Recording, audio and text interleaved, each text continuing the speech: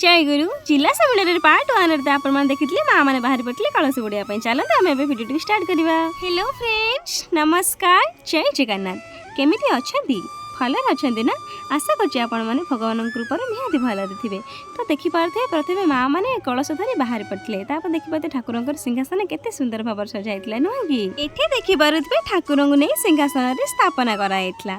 तापरे माँ मैंने सब बाहर पड़ते कलश यात्रा रे देखि पारुथबे एठी अधिकरु अधिकांश मात्रा रे केवल माँ मैंने ही कलश यात्रा रे जाउछंदी। कलश यात्रा रे माँ मैंने समस्त मिसिकी केते सुंदर भाव नाचुथिले नुह।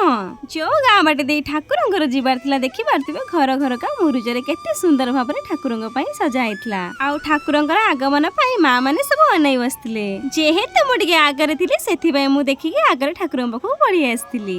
एठी आपण माने देखि पारुथे मु आसिकी पहुंचबा किछ समय पर ठाकुरंग सिंहासन पे आसी पहुंच जाइतला। लाइट आलो रे केमिति ताजमहल पर देखाउतले ठाकुरंकर सिंहासन। राति रे ठाकुरंकर पूजा जेमिति होबा कथा हे जाइतला ये होची सकाळर दृश्य। एठी आपण माने देखि पारुथे ठाकुरंकर पहड़ भी खोली नथिला सेथि पे आमे पळैथिलु प्रसाद पाइबा पई। अन्नपूर्णा भंडार भितरे ठाकुरंकर उटे सुंदर बिखरेटी रखा जाइतला।